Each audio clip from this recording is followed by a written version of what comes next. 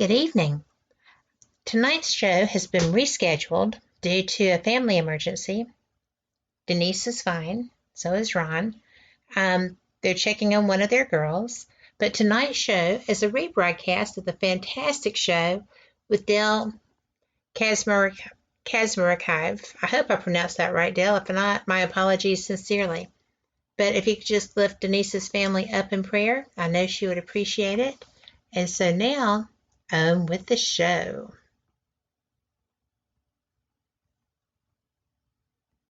Good evening. The opinions and statements voiced by our guests do not necessarily reflect the opinions of this network. Enjoy the shows. You are listening to WBHM Digital Broadcasting, the best in paranormal talk only on Paranormal Experience Radio. Broadcasting live out of Birmingham, Alabama.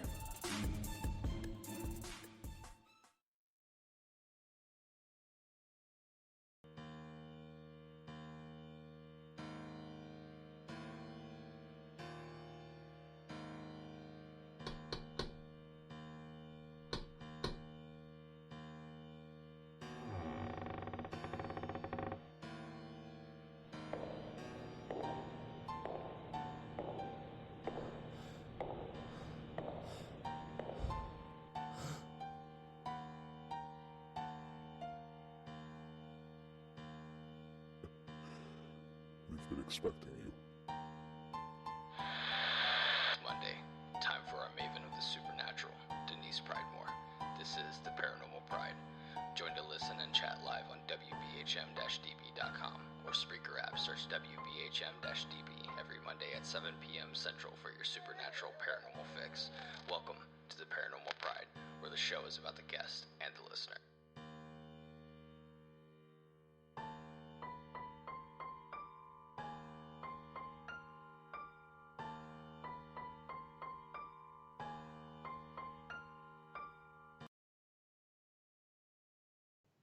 Welcome to the Paranormal Pride. I'm your host, Denise Pridemore, and tonight my guest is Dale Kaczmarek.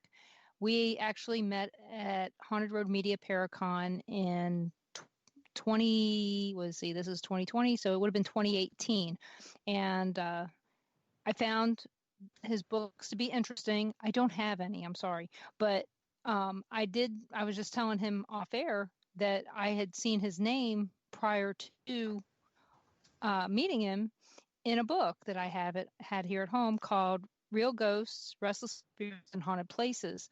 So I was excited to meet him, and he's also friends with our friends at McPike Mansion, and he's done all kinds of things all over Chicago, and he has 6 books, and a few of them are on haunted places in Chicago. And he has been asked to do things on the Discovery Channel as a consultant, correct? Yes. Mm-hmm. And he's appeared on multiple TV shows. One recently was Most Terrifying Places. Is that correct? Number 7, correct. Mm-hmm. Okay. And like I said, I missed it when it came on. Was that a new one, or was that an old one that was a repeat? It's an old one, it's a repeat. The most recent one I was on was one called Paranormal Survivor. And I watch that sometimes because my friend Linda Carino is one of their paranormal quote unquote experts. That's what she says. She says I'm not an expert, but she is one of the experts on that show. And another friend of mine was in the first season as one of the experts, and that was Joe Citrone. Him and I are really close friends. We actually filmed a movie together. So I like this show. I just sometimes get bored with reenactment shows. Yeah. I don't. So when you were on that show, the Paranormal Survivor, what was your story? Well, I was involved with a case out in Oswego, Illinois, of a woman who had all kind of paranormal phenomena going inside her home. She believed it was her mother, who at that she had known all her life and was a very bad person. She was a pedophile. She was alcoholic. She was a drug abuser. And she wasn't very nice at all. In fact, I met her one time when we were doing an investigation out when she was living out in Bolingbrook, Illinois. And she was having problems even then. And then when her mother passed away, she really believed her mom was coming back to haunt her because they did not get along very well. It got to the point where she was literally displaced from her room upstairs in her bedroom, and they were both sleeping. Her and her husband were both sleeping on the studio couch in the living room. Her husband wasn't much of a believer. He had a few instances that happened to him, but it seemed to all be surrounding Anita. I could use her name because she was used on the show, Anita Spiro. And some of the interesting stories that really happened there, and one in particular, she does a lot of antique work, but she refurbishes stuff and make kind of old stuff new again, and new stuff old again, basically. And she had this one client that would come over and pick up stuff all the time. And she said, if I'm never not around and the door's open, just yell that you're here, and I'll come upstairs because I'm usually down in the basement working. So she came in one day and she said, Anita, I'm here. She said, I'm upstairs. I'll be right down. She decided to go up and meet her up the stairs. And then, of course, all of a sudden, Anita comes out of the basement. And Anita goes, what are you doing up there? He goes, well, somebody just called me to go upstairs. And he goes, there's nobody home but me. And this woman got white as a ghost, literally to coin a term, left, never came back, did not return any phone calls, emails, or anything else. Now, we have been there multiple times investigating, and we had a lot of experiences going on there, including footsteps, things that were happening in her room. We were doing a live EVP session when we had about a half a dozen people in the room sitting around with cameras, tape recorders, equipment. And her mother had actually perished in a fire. She had, I guess she fell asleep with a cigarette, started the place on fire, died from smoke inhalation and burns in her body. And so we were asking questions, and one of the questions that came up, because we knew the story, we knew the history about her dying in a fire, we said, did you die in a fire? And all of a sudden you hear this disembodied voice that comes through, and it goes, ooh, ooh. And right away, everybody looks around and goes, what the heck was that? We had a rookie paranormal investigator with us on her very first investigation. We were trying her out, and she goes, right away, it's got to be the cat. There is no cat here. And then we asked a follow-up question, is that you? And it did the same thing. It was coming out of it was a kind of the master bedroom connected with a master bath, and it was coming out of the bathroom. Later on that evening, we were doing an EVP session, or two of our female investigators were upstairs sitting on the floor in the bathroom doing an EVP session. And we actually had cameras all throughout the house, and we actually saw them sitting on the floor. So we knew they were not moving around. All of a sudden, all three or four of us were by the command center watching the monitors, and we see this like a chorus of footsteps, little pitter-patter of footsteps run across the upstairs from one side to the other. And we all look up, we look at them, they're sitting down, everybody is accounted for. We couldn't figure it out. So we had a lot of strange things going on in that home. Unfortunately, when they did the reenactment, they didn't use any of the actual EVPs that we picked up, which I thought was really a shame, because we really had some great stuff that we could have showed them. They kind of recreated what we said happened there and what we picked up. And of course, they had to, the guy they selected to play me was a middle-aged guy with a bald head. It looks nothing like me, because I got hair in my head. So they got somebody on staff to be you, huh? Yeah, absolutely. But it's a very interesting case. It's an ongoing case. I mean, we've been there a couple of times, and she calls us every now and then when things begin to happen again. She's been in the bathroom when she's there by herself, and she'll actually look underneath the door, and she'll see like a shadow going underneath the bottom of the door. She'll try to open the door to get out to see what's, in the home, because she's by herself, and she can't get out of the bathroom. The door's locked, and there's no lock on the door. And that's kind of crazy too. I mean, the animals reacted funny. We actually had a camera that was placed on a tripod in a room, just monitoring one of the bedrooms. These cameras are locked down, they're tightened. Now, every now and then you expect maybe a camera to become a little bit loose, and the camera might kind of go down a little bit and kind of, go down towards the ground. You can expect that. But then we were watching the camera. When it went down, then the camera went back up. Now, that's defying the laws of gravity. Mm-hmm. The camera going down, but not correcting going back up. And that was an amazing piece of what we call equipment manipulation. I can't even say that. But, kind of tongue ties me myself. But it was really amazing because all the time I've been doing these investigations, I think I've only had that happen 2 other times. So it's really not the norm for that to happen, because there has to be some physical force exerted on the camera to push it down and then to push it back up. It's just as simple as that. Yeah, of course, especially up. Yes. Gravity works great going down. It just doesn't work that good going up. Yeah. So, well, I mean, just physics, I guess. But yeah, I mean, like I said, I've seen so many stories on Paranormal Survivor. Some of them are too fantastic. Yeah, where you sit there and you go, how in the heck did that happen? Or, are they playing it up?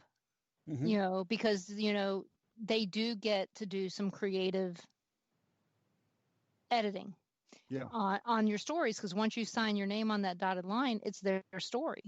Mm-hmm. And what they do with the reenactment has nothing to do with you. That's the one good thing. The reenactment part has nothing to do with you. They've already gotten everything from you, more than likely from the studio soundstage when you did all the filming. And so, like I said, I know enough to be dangerous on this from talking to Linda and Joe and all these other people on how this is done. But I bet you've gotten to meet a lot of interesting people doing Paranormal Survivor and other shows. Oh, absolutely. I mean, I've actually met Dan Aykroyd. I was flown out to New York City one year to be part of a new show that Dan Aykroyd was going to be filming called Way Out. Mm-hmm. And it was going to be about not just ghosts, it was all kind of paranormal, psychic stuff, UFOs, Bigfoot, lake monsters, all kind of just way out stuff. Yeah. And they shot about 12 episodes, and I got a chance to meet Dan Aykroyd and Mr. Ghostbuster. Mm-hmm. got a picture taken with him, and we later found out that they decided to scrap the entire show, which is kind of sad, because I was going to be the premiere episode here, and I guess me and Dan really kind of kicked it off really nice, because his big forte was Ghostbusters. He was ghost hunting, and in real life he's into ghost hunting. I mean, right. There was a book written by Peter Aykroyd where I have a prominent mention in it as well, and I was thumbing through a bookstore one afternoon. I think it was a Barnes and Noble or something like that, and I always go to the occult section to find out what new books are available and what I can add to my library, which is quite extensive already. And I found this book there, and I'm looking, Peter Aykroyd, and it's related to Dan Aykroyd. So I mean, they're the Aykroyds, and I'm looking through the book, and I'm thumbing through, and all of a sudden I see my name, and I go, wow, they mentioned me, so that was pretty cool. And this was after I had met him, so I think that had a lot to do with it, because we hit off so well with the interview. We talked so much before and after, and then he said if he's ever in Chicago, he's going to invite me over to House of Blues to be his guest in his personal booth. It never happened, but I thought it might be. It was interesting if it ever did.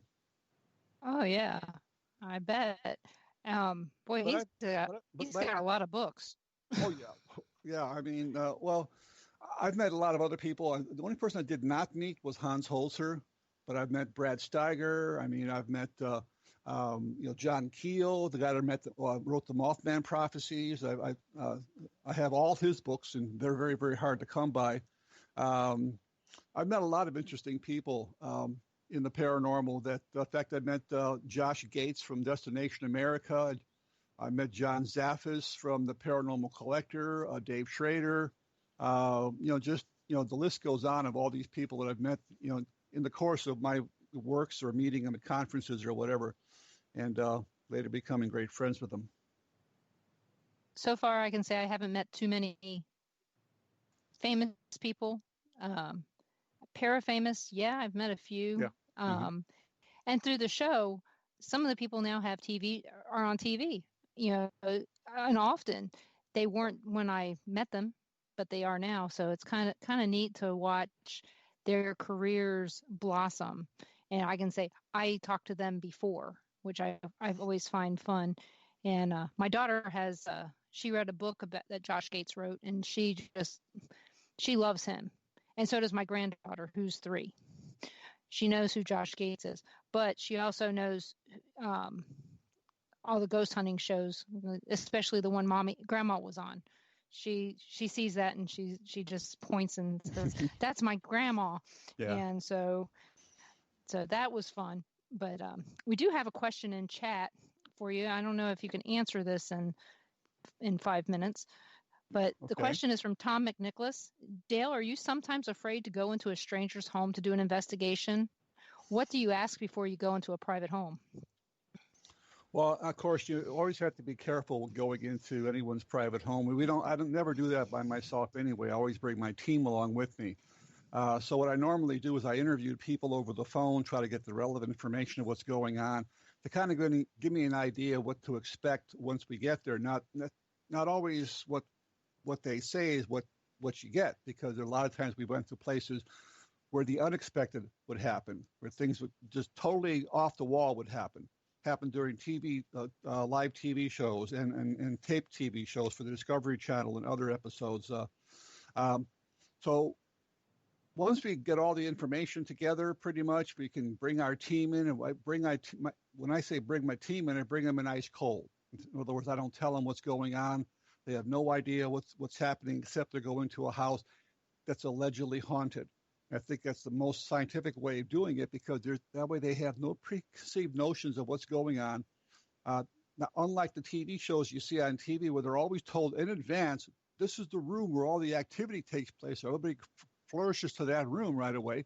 My team goes throughout the house with equipment, trying to get baseline readings, trying to figure out what's going on. Sometimes, most often with floor plans. We then go back in phase 2, and before the client tells us what's going on, or the team, our team tells the client what they've experienced, to see how that matches. And very often it matches quite nicely. Of course, in phase 3, we would set up equipment, cameras, tape recorders, do EVP sessions, other experiments throughout the evening. But it's always, you always never know quite what you're getting involved with. I would never... I would always tell people never to go to a location anywhere by yourself. I don't care if it's in the downtown city or if it's out in the middle of the boondocks. I mean, it's just safety's sake. You always got to go with the team, with other people. Yeah, I agree. You don't go anywhere alone, because you don't know what kind of crazy you might be walking into. Absolutely. Because, I mean, I'm not saying that people who see spirits are crazy, but there could be something else going on there. And in this day and age, we just can't trust everybody blindly. Oh, absolutely. It's a completely different environment than when I grew up in the 1950s, when you could walk down the street at 10:30 at night and not be scared of being snatched. You can't do that today. No, you can't. So, I mean, I lived in Baltimore City, and I was mugged when I was 9. Oh, wow. For change. I mean, that's so, you would think that I would be scared to walk around places by myself, but nope, not. And in fact, I tend to walk around like I'm in charge. Mm-hmm. I had to learn how to do that in my life, is just walk around like and I have to pay attention to everything that's around. And because of that, I see stuff other people don't see. And sometimes I don't see what everybody else is seeing because I see other things. It's kind of weird, but I don't know. It's one of those weird things. But everybody, we'll be back with Dale in just a few minutes. You're listening to WBHM Digital Broadcasting out of Birmingham, Alabama. Please make sure that you send me your questions, and we will get those asked and answered. And we have all kinds of fun stuff to talk about with Dale when we get back. Thank you.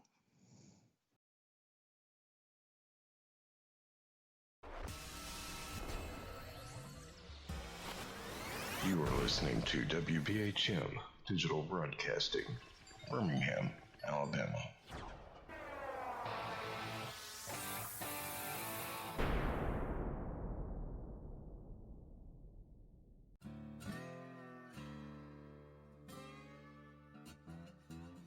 Oh, come on. I'm Southern, but... nope. That'll do. Hello.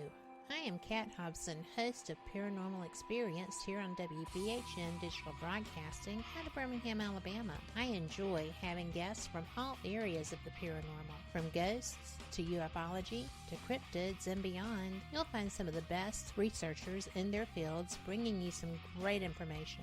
Join me on Wednesday nights from 8 to 10 p. Eastern here on WBHM Digital Broadcasting.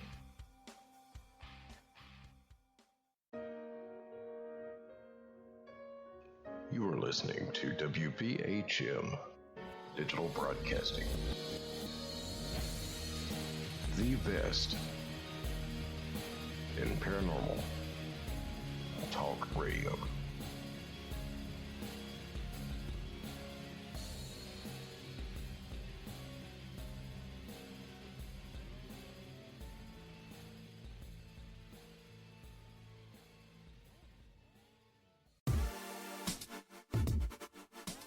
You're listening to WBHM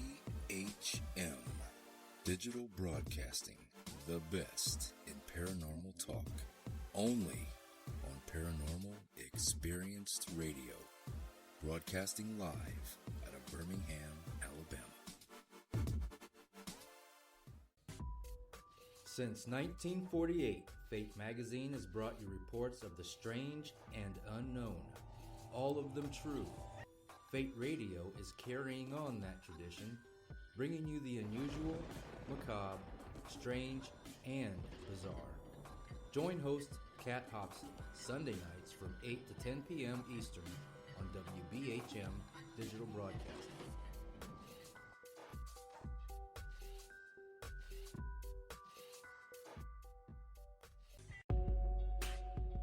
You're listening to WBHM Digital Broadcasting, the best in paranormal talk, only on Paranormal Experience Radio, broadcasting live out of Birmingham, Alabama.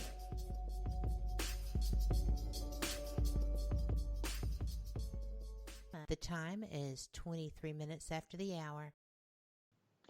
Welcome back to the Paranormal Pride. I'm your host, Denise Pridemore, and my guest tonight is Dale Kaczmarek.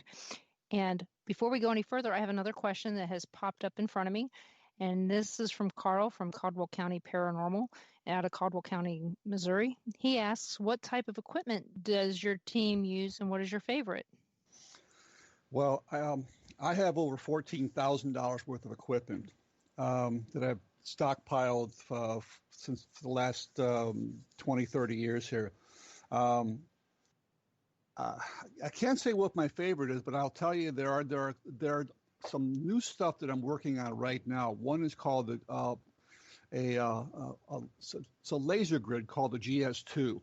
Mm-hmm. And I don't know if anybody's ever seen that. I just purchased one here recently.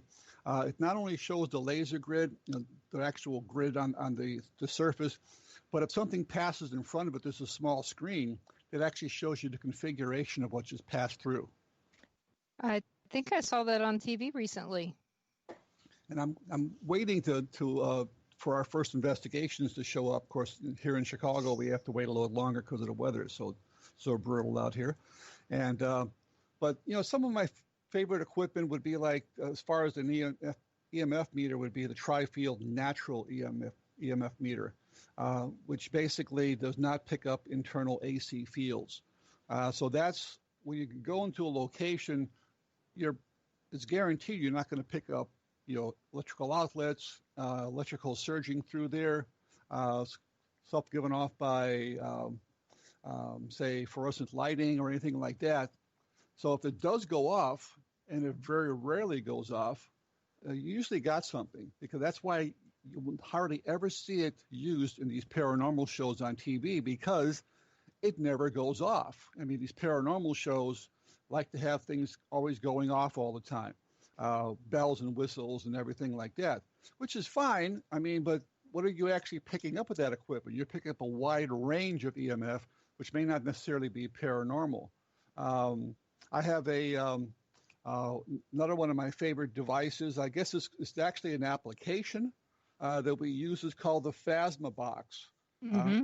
And I don't know if anybody's ever heard of the Phasma box, but I tell you, we have gotten just some amazing results from that device. It uses internet radio and sound banks along with a reverb and echo effect.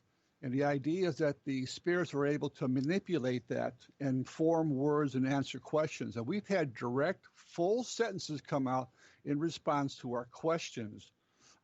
There's several examples on my website, ghostresearch.org, that people can go to and check out the haunted section of different locations we've investigated. Check out McConaughey Cemetery and Elgin Casket Factory for two.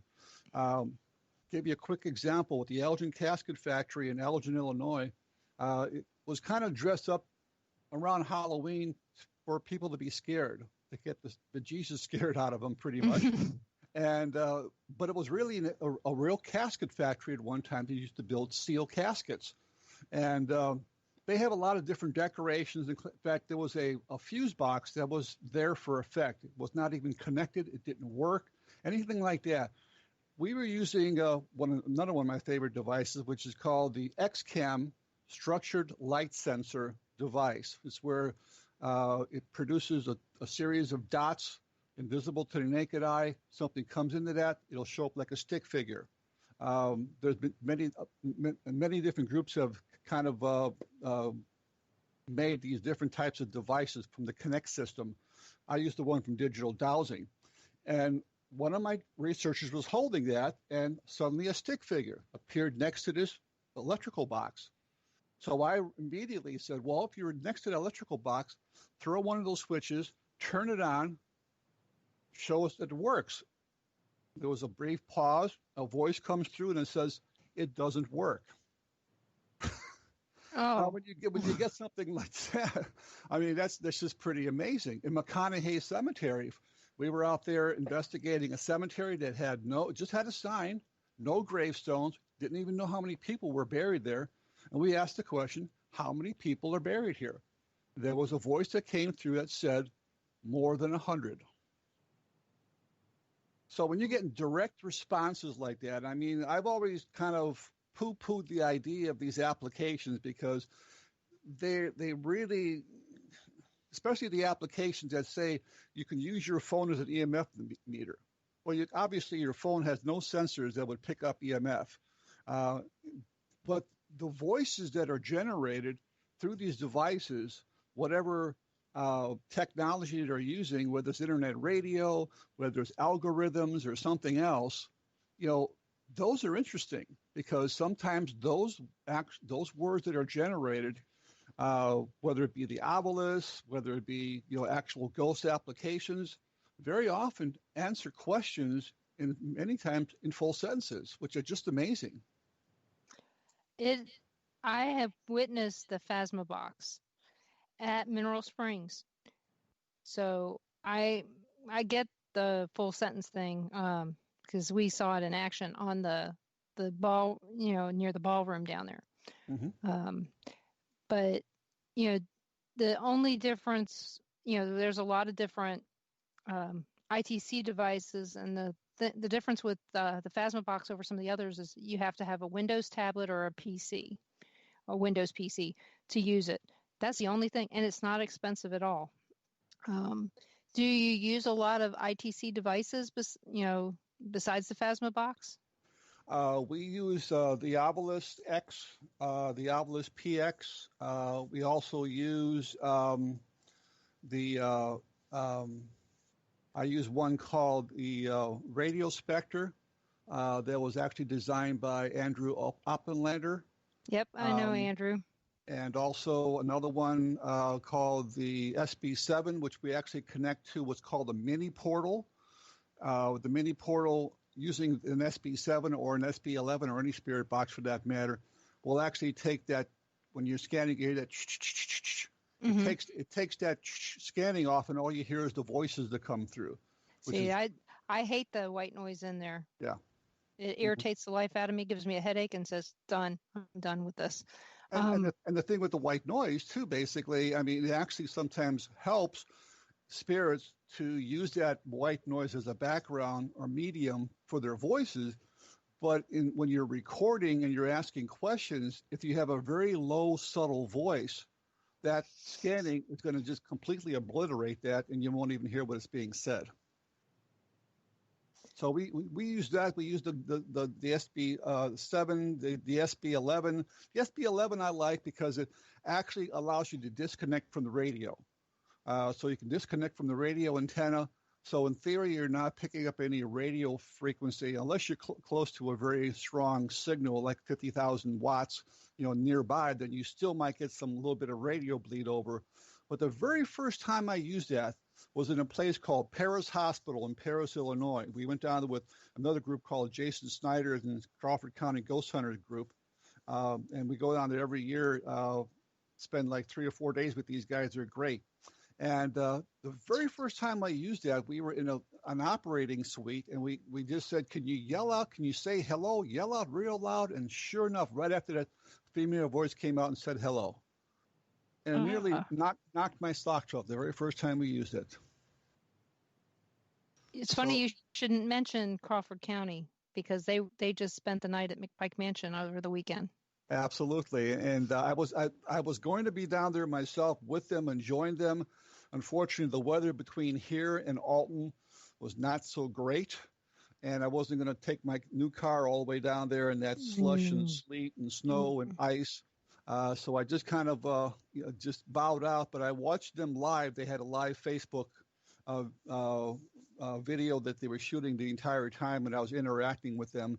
They actually had some interesting things happen there. They actually had a door open and then a door closed. Now, it was windy out that night, so I can see maybe the door being pushed open, but not being pulled back out and slamming, literally slamming. Which door was it? The front door. Front door. That door is heavy. It is very heavy. I don't know if have you been there since they put the new doors on, or the old doors back on? No. We were there about 3 or 4 times, mostly in the 1990s and early 2000s. Yeah, those doors are extremely heavy. Yeah. I know from experience by opening them and shutting them all the time. So I got a concussion when I was there the last time, but not from that door. It was from the basement door. Whole other problem. And I just had somebody else say, wasn't Crawford County just at McPike? And it's like, yeah, that's what I was saying. Yeah. So I haven't watched any of the videos. I guess I get irritated sometimes at watching other people investigate places that I know, because it's like, you didn't listen to the history, or didn't you do some homework before you went? So I don't know what they did, so I have no feedback for them. But since I give the tours there and stuff, when I was doing the Sally House, I couldn't watch either. Right. When I was the tour guide there, because they would always screw it up and go, Sally, are you here? And I get all mad and go, there's no damn Sally. Stop it. Right. And so it's just one of those things that I just can't watch those videos. And if it's someplace I've never been, I won't watch anything at all because I don't want to know. Well, 2 points here. Number one, when talking about the McPike Mansion, I mean, Jason had been down there, I think, once before with his group, I believe, many years ago. And he asked me if I could help it with some of the history and hauntings, because I've been going back there off and on for umpteen years. A very good friend with the owners, and I used to go down there with. I was part of the AGS conference down there in Alton as well, giving conferences or workshops. So I did help them with a lot with the history and the haunting. So they had a really well background information before they got there, and they did some other research on their own. They're very good as far as researching and investigating themselves. And the other point you bring up about the Sally House, which is something that a lot of people will never know. I was actually the very first investigator actually brought in, or at least invited to come to the Sally House by Craig Armstrong, who was a producer from the TV show Sightings. Mm-hmm. And I did 2 other episodes with them, including one out in Gettysburg. And we were the first team to actually be out there legally at night with park ranger to do an investigation. It was awesome. But we did this we were going to do the Sally House investigation. Unfortunately, I had just got out of the hospital for surgery on my shoulder, just about 3 days after they called, and I said, "There's no way I could go. I can't carry suitcases. I can't even go through the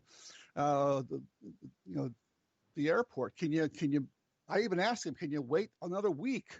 And no, I can't. You got to do it right now. Mm-hmm. It's always right now. So unfortunately, I gave him my research assistant, who at that time was Howard Hine, and he was the first one to go in there along with the production crew. I have just recently went back to the Sally House, and finally in 2019, just this last year, in July. That was my very first time to investigate the Sally House. So we did get a few things there, but not as loud. It wasn't as I don't think it was quite as active as it was when the Pickmans lived. I can tell you why it's not as active, but I cannot tell you that on the air. It has to do with a movie called The Deep Darkness that is still being worked on. But it's a long story, and I know everybody wants to hear it, and as soon as I can tell them, I will. But it's one of those interesting places, and just to let you know, management has changed up there, and it might be a little bit easier to get in and out of there, not having the control that they had. But I have to say, I have no desire to go back to the Sally House since 2017. And like I said, it's a long story. And if you come to Haunted Road, are you coming to the Haunted Road Media Paracon this year? I'm not sure at this point. It depends on our schedule and what we got planned, because last year we did about 25 investigations, and that was just from the beginning of the end of February into the beginning of October, and that was like almost every single weekend, and sometimes packed Fridays, Saturdays, and Sundays with investigations. So I know this year we're planning on going back to a number of places. We have a chance to investigate Brushy Mountain Prison, Stones River Battlefield with a park ranger and a police officer that had an encounter out there. Also, possibly going back to Old South Pittsburgh Hospital again. We're going to be going back to Gettysburg. We have a trip planned possibly to Pennhurst. So it really depends what dozens of other places that we're looking at right now all over the country. Possibly even going out to, I've never been out to the Velixa Axe House. Veliska Axe Murder House. Yeah. Mm-hmm. I have some information on that for you, too, just to give you some heads up about the area. Sure. My husband's great uncle was the sheriff in that investigation. Okay. And we lived near the Axe Murder House that was 4 days before that in Paola, Kansas. Okay. See, nobody's been in that house except for people who have been renting, and it's been empty for a little while now. So, because they claimed at one time that house burned down in Paola, and I did some research and found out, no, that's not true. Okay. But there are signs all around it that say no trespassing and things like that.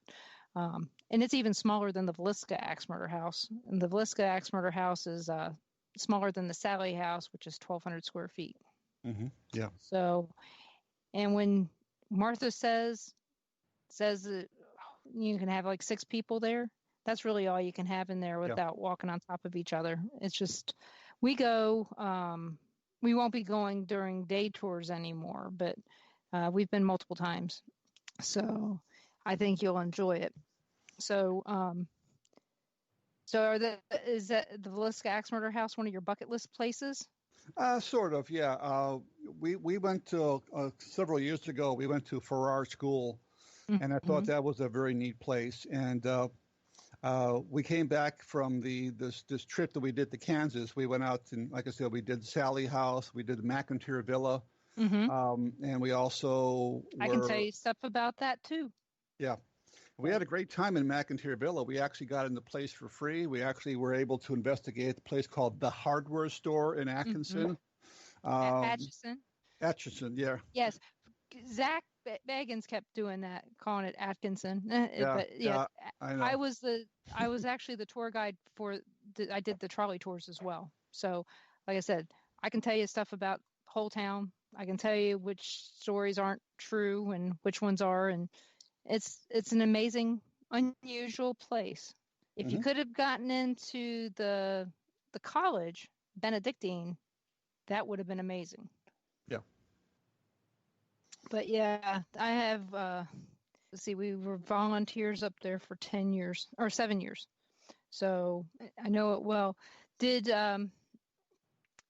Brushy Mountain, we were just driving through, we stopped at a rest area and happened to see a sign about that. And I said, all these years we've been driving through here, this is the first time we see this. This was back in October when we were going through. And it was right after I had got my concussion at McPike. We thought we were going home instead of finishing our vacation. And I had told my husband, I said, nope, we're still going to go. Let's just go. And we stopped at some rest area, and there was this big sign about Brushy Mountain. And then all of a sudden we saw it on TV. It was like, okay, well, that's interesting. And so we're thinking about checking that place out too. And we're hoping to go back to Gettysburg. So I haven't been to Farrar, but if you go to Villisca Axe Murder House, just 30 minutes down the road, maybe not even that, the, what is it? Malvern Manor. Okay. Is one that you should check out, and because there's a connection between the Villisca Axe Murder House and Malvern Manor through Johnny Hauser. So somehow, some way, there's weird communication between those two houses, according to Johnny Hauser. So, but it's, like I said, it's just right down the road. You know, you can get a day tour, daytime investigation if you wanted to do Villisca at night. So just keep that in mind. So, but you know, there's all kinds of different things, but in that area, there's even some other stuff not too far north of Villisca. So, but when we come back from this next break, we're going to talk some more about, well, I got a question in chat we're going to ask you, but we're going to talk some more about your books and some other things that you guys have going on, because so far everything you've said is like made me more awake. Finally. I'm serious. I was yawning a lot earlier today on a meeting. So, but everybody, you're listening to WBHM Digital Broadcasting out of Birmingham, Alabama. We'll be back with Dale Kaczmarekive in just a few minutes. You're listening to WBHM Digital Broadcasting, the best in paranormal talk, only on Paranormal Experience Radio, broadcasting live out of Birmingham, Alabama.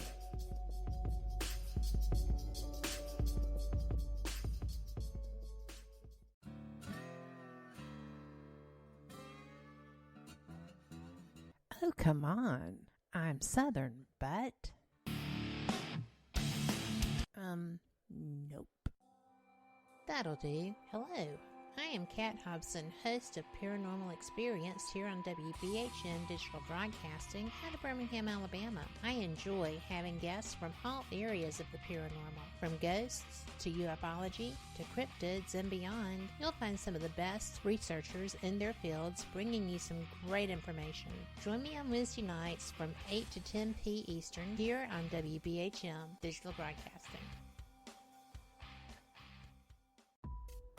Since 1948, Fate Magazine has brought you reports of the strange and unknown, all of them true. Fate Radio is carrying on that tradition, bringing you the unusual, macabre, strange, and bizarre. Join host Kat Hobson Sunday nights from 8 to 10 p.m. Eastern on WBHM Digital Broadcasting.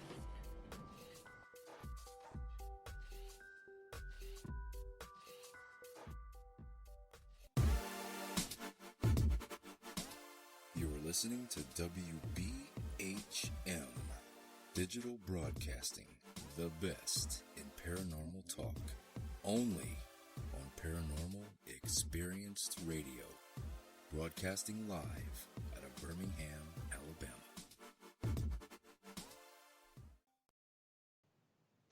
Welcome back to the Paranormal Pride. I'm your host, Denise Pridemore, and I'm talking with Dale Kaczmarek. And we have been talking about so many things. Let's see. I am going to go back to this question. The chat room brought up, how about Malvern Manor? So let me make sure I didn't miss something here.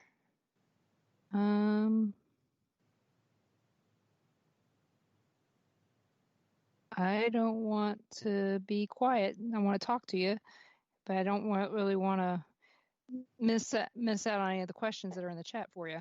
Okay.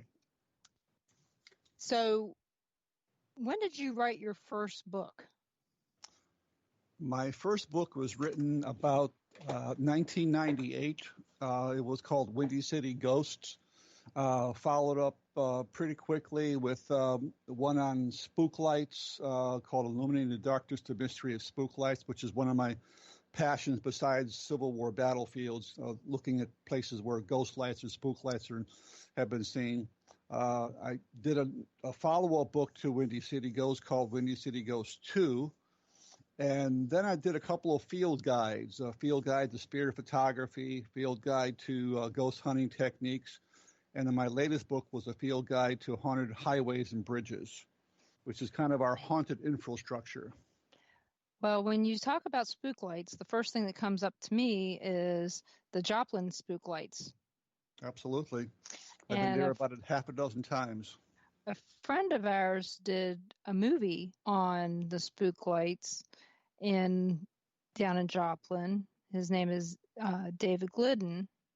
And then he did a second movie that was about the spook lights, but then turned around and was about the crystal mine down in Mena, Arkansas. So somehow it changed while they were doing it. I have never been. I've been to Joplin twice, maybe 3 times. I went after the tornado. We don't live far from there, but it's out of the way. And so I've never been down to where the spook lights are. But I've seen a lot about it. And then Kat does, she knows about some of the spook lights, the Brown Mountains. So how many places do spook lights occur? Well, if you read my book, literally all across the country. When I was writing the book on the ghost lights or spook lights, I visited quite a number of these locations and investigated them. Places like Joplin, Missouri. I was down there in Labor Day weekend of 1982. That was the first time I was down there to investigate. And that's when we actually saw something really amazing, kind of like a triangular diamond-shaped object basically in the center of the field that was like sending off a glow, giving off incandescent light. It was really quite amazing. And I'm thinking, is this what people have been seeing all the time? And it was pretty amazing. I also went out to investigate the Brown Mountain lights back around 1984. There's some kind of close to this area where I'm at, somewhat close. There's a Watersmeet ghost light, often called the Paulding light, up there in Upper Peninsula of Michigan, which has actually been debunked. I actually was able to debunk that quite nicely. It's simply car headlights and tail lights, much to the chagrin of those locals that wanted to keep that haunt going to attract a lot of people from out of state. I was down in Gurdon, Arkansas, to investigate the Gurdon, Arkansas ghost light with the Arkansas Gazette newspaper. We were out there in the middle of the night, and it was pretty amazing. I didn't see the light, but I actually had photographed it because I was using a 35 millimeter camera with a time-lapse photography, and I was able to capture the lights when I later examined the film. Went out to Chapel Hill, North Carolina, a spook light that's out there. One of the more famous ones is the Mako light in North Carolina, sometimes called Joe Baldwin's light. Joe Baldwin was a real live person that was allegedly decapitated as he was trying to ward off an oncoming train, where part of his train had became unhitched, and he was trying to flag him down with a lantern, and he was allegedly decapitated. So people that see the light are actually seeing Joe Baldwin trying to flag down that next train from coming. Well, when I got there, it was really amazing. There was no train tracks left. I go, whoa, where's the train tracks? So you can actually see where the tracks used to be, this big, long, furrow of land. We were able to actually find a few really rusty old railroad spikes, which were great souvenirs. So they're in my collection right now. But I mean, you can go all the way across the country, from even the Oriflame lights out in San Julian, California, to the Marfa lights out in Texas, which are very famous lights out there as well. So they're literally anywhere, pretty much in your backyard. Within at least 100 miles or so, you probably find something like that. There's one down in Georgia, which I want to go see one year, called the Screven Ghost Light, which is a little bit west of Atlanta. It's a very famous ghost light out there. There's one called the Hookerman Ghost Light. I mean, just really hundreds of lights that people have seen throughout the years. Some are active and some are inactive right now. But some are not. Or all of, okay, you said you debunked one. Mm-hmm. So is it possible that some of these other lights could be swamp gas or something else? Or is it? Sure. Okay. Yeah, I mean, I haven't actually investigated every single light that's in my book. We try to go. There was one in Kankakee, not too far from Watseka, Illinois, where the Watseka Wonder, the Rolfe House, we investigated a number of years ago. There's a ghost light down there. And even the more famous one around here, the Moody Light in Rensselaer, Indiana, where people say it's Farmer Moody, trying to find his kidnapped girls that were out there, either kidnapped by the Indians or by a local maniac, and they see the light down the trail. Now, that light I was able to debunk out there with a good friend of mine named Gary Hart. Went out there, we literally had high-powered binoculars, and those lights that we were seeing coming down the road diffused very nicely into two headlight beams. So, that is the most often repeated explanation for these lights, is reflections or car headlights or tail lights. But then you have that swamp gas. But that swamp gas phenomena is really kind of a rare phenomenon. It's basically phosgene. It's a light given off by decaying wood. And it's kind of a glow. It's kind of a dull glow. These lights that people often see are very pinpoints of light. They're very bright.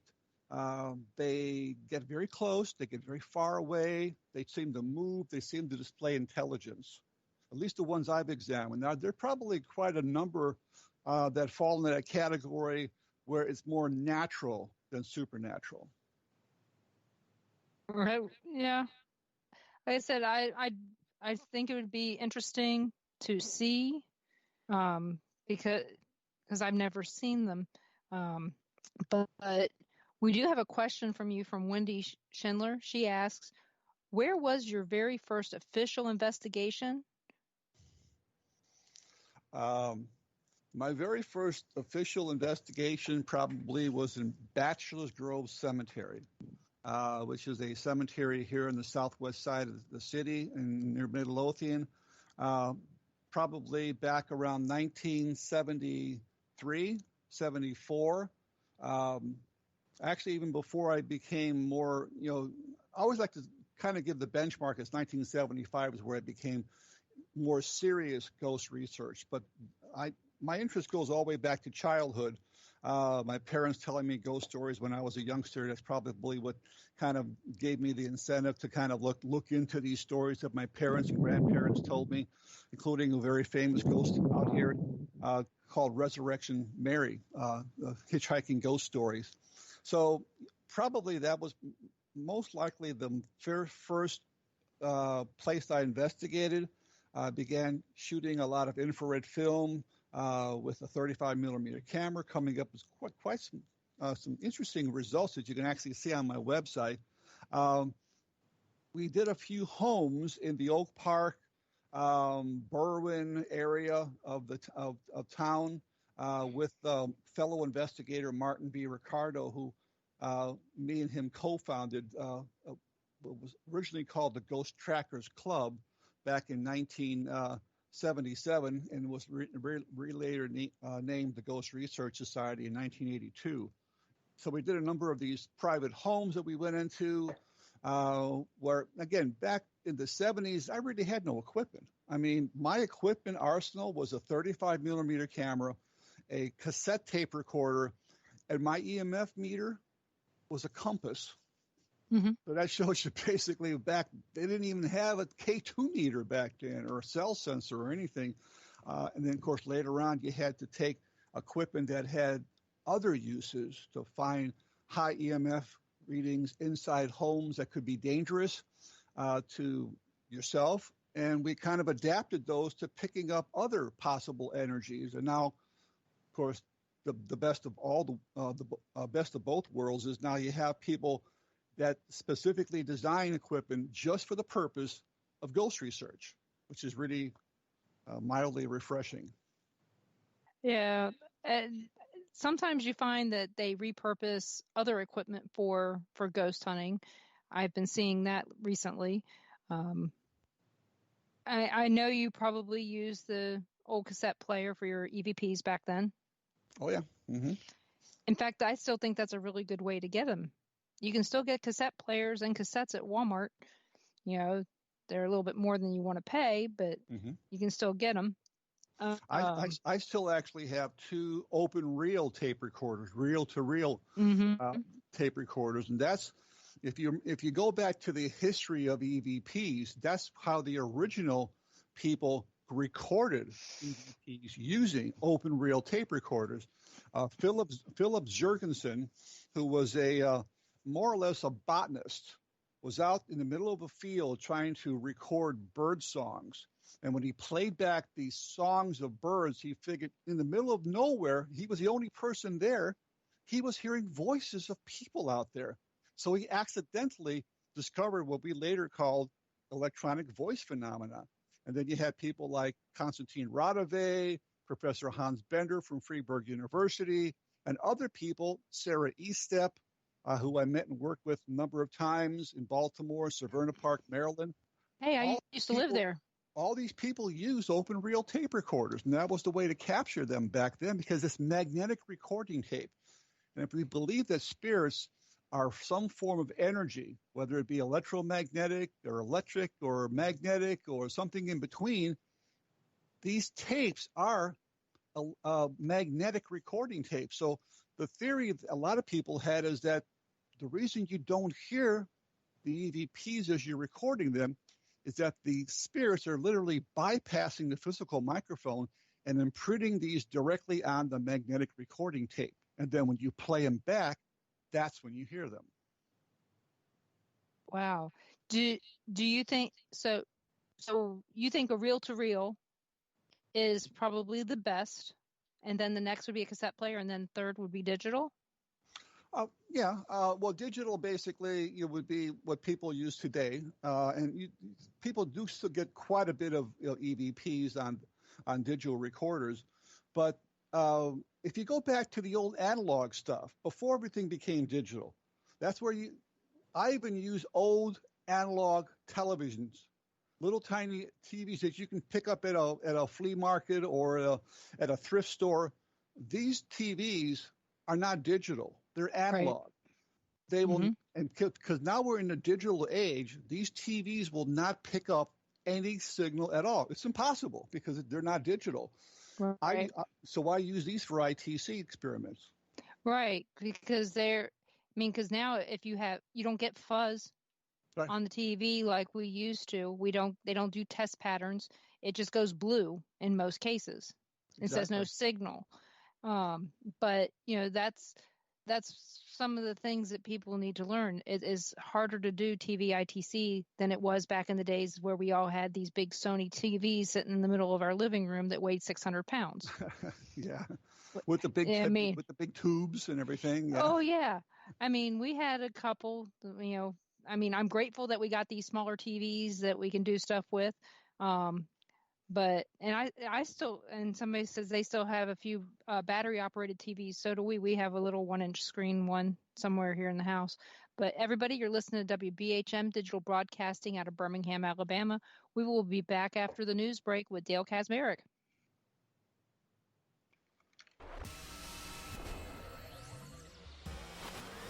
You are listening to WBHM Digital Broadcasting, Birmingham, Alabama.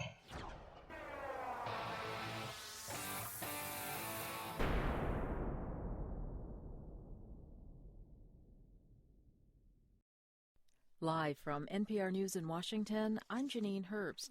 In South Carolina, several Democratic presidential candidates spent part of the Martin Luther King Jr. holiday with voters, attending a prayer breakfast, church service, and rally. The state's first in the South Democratic primary is in 40 days. Felicia Edie from South Carolina Public Radio reports many voters are still undecided. 7 of the 12 candidates walked arm in arm, leading a march to the state's capital. Bernie Sanders, Joe Biden, Tom Steyer, Elizabeth Warren, Tulsi Gabbard, Amy Klobuchar, and Deval Patrick praised Dr. King for his work and sacrifice and urged voters to continue his legacy by showing up at the polls.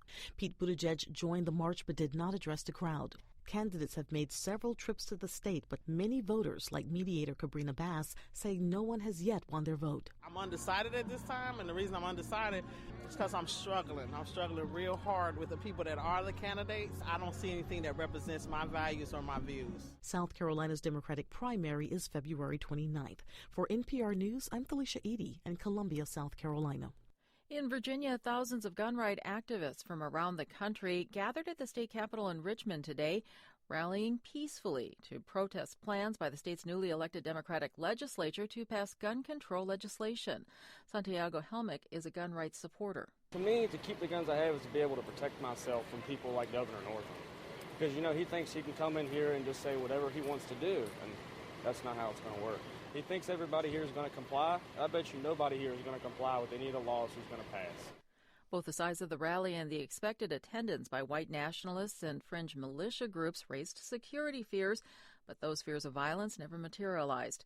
Rallygoers spilled into the streets chanting USA and waving signs denouncing the governor, who temporarily banned weapons for the Capitol complex during that rally. Workers for the U.S. Census Bureau are gathering in a small fishing village in Alaska to officially launch the 2020 census on Tuesday.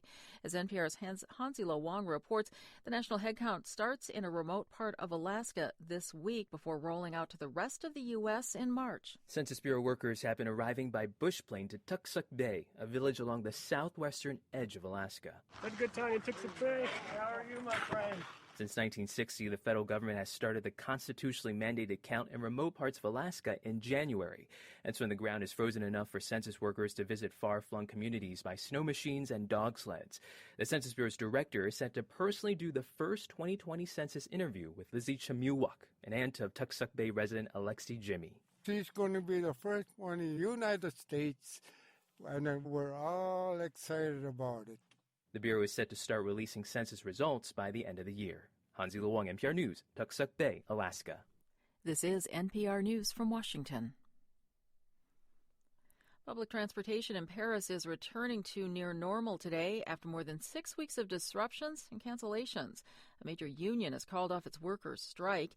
NPR's Eleanor Beardsley reports France's longest labor walkout was spurred by President Emmanuel Macron's retirement overhaul. The union representing Paris transport workers announced it was suspending its strike 46 days after it first began.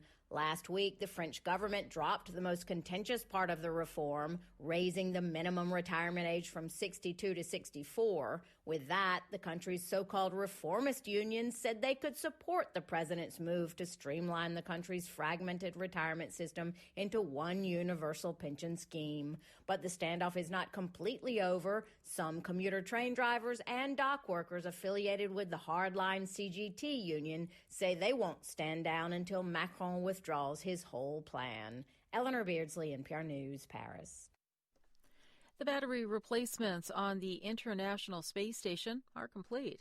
Astronauts Jessica Meir and Christina Cook took a spacewalk today, installing the last battery in a set of 6. That's a project that started last fall. NASA has gradually been replacing the space station's 48 aging original nickel-hydrogen batteries with the more powerful lithium-ion batteries. This marked the women's 3rd spacewalk together. Wall Street was closed today in observance of the Martin Luther King Jr. holiday. It reopens tomorrow morning at 9:30. I'm Janine Herbst, NPR News in Washington. Welcome back to WBHM Digital Broadcasting out of Birmingham, Alabama. The time is 5 minutes after the hour. Welcome back to the Paranormal Pride. I'm your host, Denise Pridemore, and my guest tonight is Dale Kaczmarek. And we are going to ask the questions that we have, and then we're going to get into some other topics that both Kat, I, and Dale all find very important to discuss. So Wendy asks, what was your favorite investigation and why? Well, I guess that's really kind of hard to say. I've investigated almost 4,100 places in 45 years. I guess if I had to draw one out of the air, I think the one that would probably make the most sense for me would be Trans-Allegheny Lunatic Asylum in Weston, West Virginia. It's a 256,000 square foot building. It's the second largest brick mason structure in the world next to the Kremlin. It gives you any idea of the size. We were there, and we were part of a public investigation, but they divided the groups into smaller groups of about 12 people, so that was great. And 12 people on each floor, it's literally you get swallowed up by the immensity of the place. We went to one area on one of the floors where they tell the story of a female inmate, or patient, actually. It wasn't an inmate, I guess you call them patients, named Ruth, which happens to be my wife's name too, which is kind of coincidental. But my wife's not crazy, by the way. And well, she may be. I mean, yeah. She married a ghost hunter. There you go.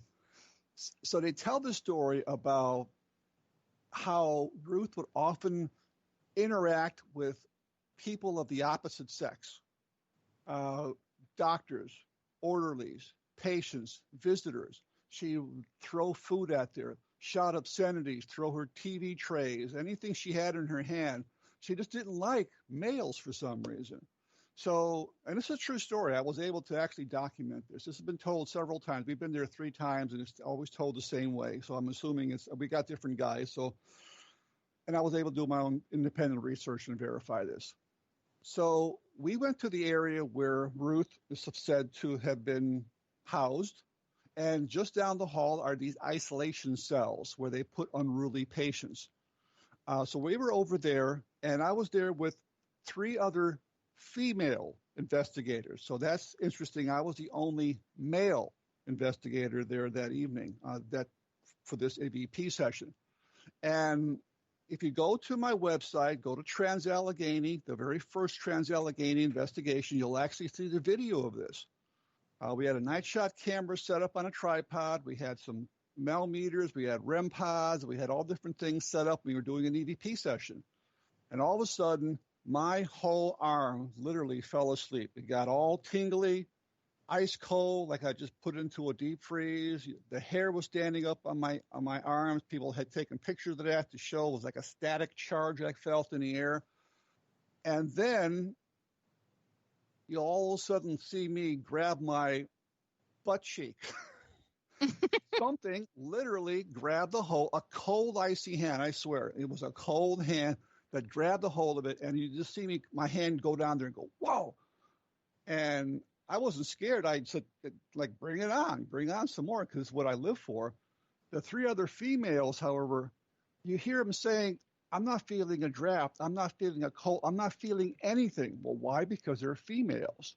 So we continue with our EVP session, and we were using an obelisk in phonetic mode. Now, in phonetic mode is different than the dictionary mode, where they use like 4,280 words in the dictionary.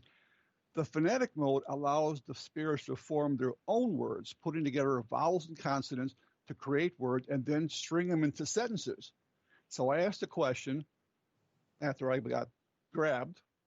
Do you want us to leave, or do you want me to leave? One word came through, you. And that's also on the EVP. You can actually see that on the site. So we left because we felt at this point, we were kind of, impeding her or getting in her space, I guess the best way to say it. So we left and we went to a different area. So that really is the one that kind of stands out. That first time we went there, we were literally being directed through.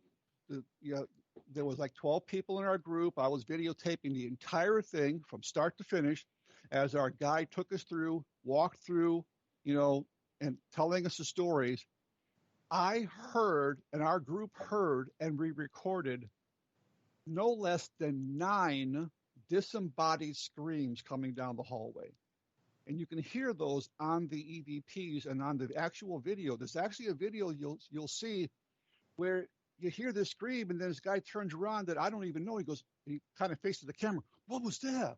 And you see the terror in this guy's face, because obviously he probably wasn't a ghost hunter. He was there for a thrill, the thrill seeker, as I like to call them. Mm-hmm. And they got a real thrill. So if you ever get a chance to investigate that place or even go there on a tour, that place is dynamite. It literally disembodied voices, shadow figures. We were doing an EVP session on the top floor. There's a chair in this closet. Forget the name of the spirit, but it's so-and-so's chair, and you're not supposed to sit in that chair. Well, we had one of our investigators from another group decided to test it, to sit down on it. So we sat down in it. I turned my obelisk on. You'll actually hear it say dictionary mode, phonetic mode, and then it says, you get right up. Right after, I didn't even ask the question, went into phonetic mode, and it comes 3 or 4 words comes, you get right up.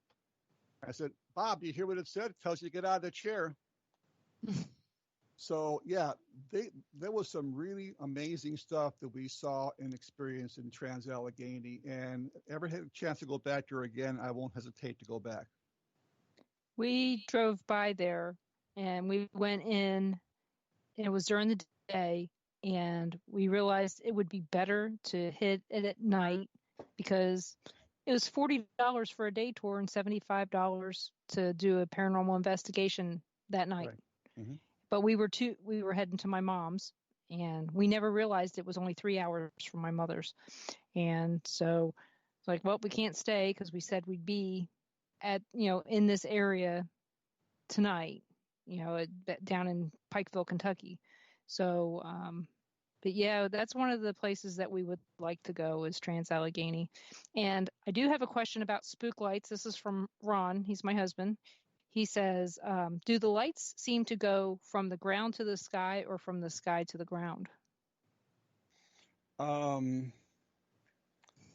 Most of the ones that I've investigated and are in my books tend to be ones that just basically stay in the ground, on ground level pretty much, and maybe they're floating maybe a couple of feet above the ground. I'll give you an example. We were investigating the Joplin spook light, and the one encounter I was telling you about where we saw this diamond-shaped object with a hollow center that you could actually see trees and bushes through this. We were about 300 yards away with high-powered binoculars, and 3 other people were with me. I said, what do you see? What do you see? And they all said the same thing before I even said what I saw. Well, when this thing went down behind the hill, it left behind twinkles of phosphorescence, like it was giving off emitting some sort of charge in the air. Now, we kind of crept up the hill as slowly as we could with our lights off. There was nobody on this rural road in the middle of the night. And about 50 feet in front of us, this light emerges from behind the hill, and it sits there almost like it's looking at us, goes down really slowly, leaves behind that phosphorescent kind of twinkling effect. We topped the hill in about 15 seconds, and we estimated the light that we saw was about 2 miles down the road. It had gotten from there to there just like that. So this light tended to be more of a ground level light. It did kind of elevate a little bit. There was even reports of it interacting and kind of going through cow pastures with the cows sitting in the pastures, and it kind of just, cows just kind of looked down at it. I met a guy that was a very interesting guy called Garland Middleton. They used to call him Spooky Middleton. And he used to have a little tiny shop. If you go to my website, you can actually see his little Spook Life museum that he had there. It's gone. It's been gone for decades. He used to give people a peek through the binoculars for like a nickel. Here, give me a nickel. I'll let you look through my binoculars and my telescopes. And he had pictures, and he had cold soda pops, and he was just a wealth of knowledge. He would tell all these different stories about how he saw the light. So I guess the long and short of it, the ones that I've always seen and seem to be talked about most often are lights that are pretty much just, they stay at ground level or just maybe a few feet above the ground. I mean, there are instances, there are 4 main scenarios in my research where spook lights most often appear. Long, narrow stretches of highway, railroad tracks, bodies of water, and in cemeteries. And those are the 4, and there are other, but those are the main 4 where if you see a spook light, it's most likely going to be in one of those 4 locations. That makes sense. So, well, thank you for answering his question. Here is another question. Is from Mary Strickland. She asks, "What do you think shadow people are?" Good question. A lot of people. Let me preface that by saying a lot of people always try to, through their research or through their answers, would always say, well, shadow people, shadow images, dark images are always negative, something demonic, something diabolical, something, it's just a negativity about it. My personal opinion, and I've actually seen my share of shadow people. I have probably seen about 20, 25 ghosts, basically, in 45 years. That just shows you that's the scarcity of a visual sighting, which is by far the least reported way to see it. But shadow people or shadow images are most prevalent in places like Waverly Hills, Trans-Allegheny. Trans-Allegheny, a great story. We were sitting in the middle of this floor, patient room on one side, a day room on the other side. I said, if there's anybody here in the patient's room, come across to the day room. There are friends and relatives waiting for you to talk with you. No sooner had it said that, 3 other people, including me, saw a shadow run across the hall into the day room and disappear. Of course, the cameras are facing in the opposite direction, so we didn't capture it. But you actually see the people facing in the direction jump up, run over there, and you hear, oh, wow, oh, whoa, whoa, all these different expressions. So I believe that shadow images are basically just the way person wishes to appear at any given time. They don't always appear as a full-bodied apparition or a semi-transparent form or a mist or a fog or a light or a streak or whatever. They can appear as a shadow person. And when I say shadow persons, darker than dark, not just the shadows that we cast on the ground, but darker than dark. It literally can obscure light. And those are the shadow images that very often, if you're using laser grids, will cause the laser grids to focus on, or they'll break the beams, or they'll go through motion-activated passive infrared motion detectors and set them off because they got some sort of mass they block the light from time to time. Mm-hmm. I've had shadow images actually go through both infrared beams and motion detectors and block off lights on laser grids on several occasions. So I believe that shadow images are just not diabolical, demonic, just people. That's the way they appear in some cases. I've told people that when I've seen shadow people, it was because they could not manifest completely, and that was as far as they could go. Yeah. Mm-hmm. Was to this. And when you said darker than dark, every time I hear that, it makes me think of McPike Mansion, because that's how Henry enters the basement, is darker than dark. You can't see and in that basement, you can't see your hand in front of your face. Right. But yet you can see this thing that's even darker than that go by you. Or, well, of course, you can feel him go by you. But we're at our next break, so everyone, please go get a drink, because I know I'm going to need one, because we're going to get into some more things when we come back with Dale Kaczmarekive. You're listening to WBHM Digital Broadcasting out of Birmingham, Alabama.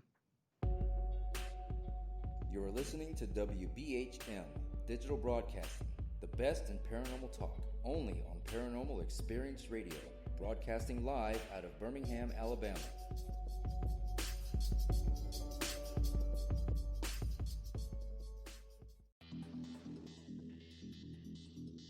Several U.S. presidents are on record talking about the UFO mystery. Yeah, Presidents Jimmy Carter, Ronald Reagan both had UFO sightings of their own, but the current presidential campaign might be the first in which UFO disclosure has been championed by a major party candidate.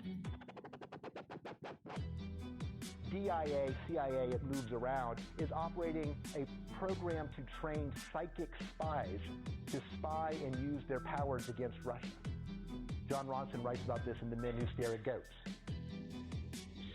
The first known sighting of a ghost took place right after Abraham Lincoln was assassinated in the late 1860s during the administration of Ulysses Grant. Project Paperclip, Clinton releases it all in 1998. Possibly the unequal cooling of its surface. I say, do you still think it's a meteor, Professor? I don't know what to think. The metal casing is definitely extraterrestrial. It's a place where UFO hunters and scientists gather to examine paranormal activity in the region. Some of the documents, this is bringing Nazi scientists into the United States to work here. So we fought against the Nazis, and it's not, this again is not a revelation. As early as 1947, 1946, we knew some of this, right? On the paranormal, will we see U.S. President Barack Obama's foreign policy go intergalactic in a quest for gold stolen by aliens? We'll tell you at least how the White House responded to claims the chief executive has been teleporting to Mars. But let's get to today's Capitol account. UFOs, hauntings, psychic abilities, conspiracy, ESP, cryptozoology. There are many things that remain unexplained in the inexplicable world around us. And we're talking about them here, looking for answers on WBHM Digital Broadcasting, Birmingham, Alabama. The truth is out there. Thank you for listening to WBHM Digital Broadcasting out of Birmingham, Alabama. The time is 23 minutes after the hour. Welcome back to the Paranormal Pride, and I'm here tonight with Dale Kaczmarekive, and we are going to talk about some things not to do with your equipment and other things on an investigation. Last week, we had somebody mention about thumbing the digital recorder and how that can distort the sound that's coming through your recorder. And on the break, we were talking about that, and I wanted Dale to talk about some of the things not to do, or that irritate him that he sees, because we all have that. When you're an experienced investigator, you see stuff and you go, it's wrong. Why are they doing it? So what are some of the things that irritate you on an investigation? Well, obviously, just using equipment wrong and not knowing how to use the equipment or what the equipment's supposed to pick up. A lot of people use cameras. A lot of people use voice recorders. Most of your evidence you're going to get is going to be audio. You will get some video, you will get some pictures, but I'm going to say 80% or more is going to be audio. So you want your audio to be as clear as possible. When I see investigators on TV or just generally speaking, I might be in a public investigation and I see people walking around with their digital recorders, holding them in their hands, it makes me cringe because literally you're just by moving the digital recorder in your hand, you impart noise into that recorder that can make it sound like a voice, a sound or something. Even just holding at the very tip and walking around, it can create a wind. It can create a breeze or a wind that'll hit that microphone and it'll go like a. You'll hear that, and you'll think it's a growl. What's really not. You're moving it around. So I always tell people, if you're doing an EVP session, find a level place, put it down, and set it down, and walk away from it. That way, you're not going to be touching it, moving it. Don't put it on a table in front of you and then fiddle around on the table, moving papers and writing. That's all going to be picked up by the digital recorder as well. It's got to be in an area that no other noise is associated with it. That's number one. That's my biggest pet peeve when I see people doing it. Now, another thing I tend to get really, I'll say, aggravated about is when they use devices that I would kind of call them substandard EMF meters. If you're going to invest, if you really want to be get the best possible results and know pretty much that what you're picking up is not caused by the environment, is not caused by the inside wiring of a home, then you use the tri-field natural EM meter. It's going to cost you maybe $170, $180, but it's going to be the best meter in the market. I mean, if you can't afford that, then I would say go with a MEL meter. The MEL meters are multifunctional. They pick up temperature, they pick up EMF, and in some cases they can be set to have shadow detection and also a geophone, which picks up vibration as well. So it can be multifunctional.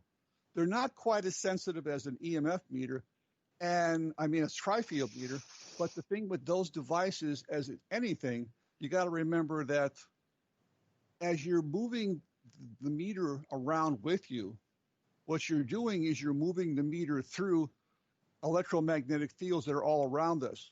So that's why you're going to get spikes. That's why in somebody's shows, you get a spike of 75 and then it goes down to 0. Well, why do they do that? Because they're moving it through a field. Most often, the best way to use these devices is the very slow sweeping motion, or put it down and let it, let it sense what's around it to begin with, acclimate itself to the EMF fields around us. And then if something goes through, then what you're picking up is more tends to be more of a moving EMF field, because you got a stationary meter and the thing maybe spiked and went off. Very good example of this. Go to my website, check out the Mansfield Reformatory. I'll say Reformatory. I am holding a tri-field meter with my elbow locked and the video camera monitoring it. So the motion you're seeing is the video camera moving, not my other arm moving with the tri-field. And that tri-field is literally burying the needle because it's picking up something, which is really, really kind of amazing, because those devices don't normally alert. That's why a lot of these paranormal shows don't use that because they like to have other devices that light up all the time. And that's not very scientific. So even some of the early episodes of, I won't even mention the shows, but the early episodes of some of these paranormal shows, they would use these devices called infrared non-contact thermometer guns, where you kind of, point and shoot, and everybody's saying, well, you're picking up cold spots in the air. Well, no, you're not. It's a contact reading. What you're doing is you're shooting a beam of light. It's contacting a surface, whether it be a floor, a ceiling, a door, a window, and then it's coming back at the speed of light, 186,000 miles a second, which you get an instantaneous reading, and you're not going to pick up a cold spot. Now, if you don't believe me, go outside on a cold day and point that meter out anywhere. Hit the snowbank, hit a house. It's going to be very, very, very cold. And then just wave your hand in front of it. Well, your hand is going to be the contact reading that thing is going to pick up, and it's going to go probably about 96 degrees, which is normally a surface reading of somebody's flesh. You're not going to pick up the air in between, because if you put your hand, if you keep your hand there's cold air between your hand and the meter, but you're not picking up the air. You're going to pick up your hand reading. Right. Perfect way to test those meters. So, and I remember doing an investigation at a place called it was in Zion, Illinois Beach Resort, and there was a bunch of rookies that were going to take off with another group, and they wanted me to get up and talk about equipment real quick. And I said, I see a lot of you have these guns. You can't really use these for picking up cold spots, I hope you know. And I went through the whole spiel. And then later on in the evening, boy, look at that cold spot. And they're doing it just after I told them not to do it. So you get that mindset.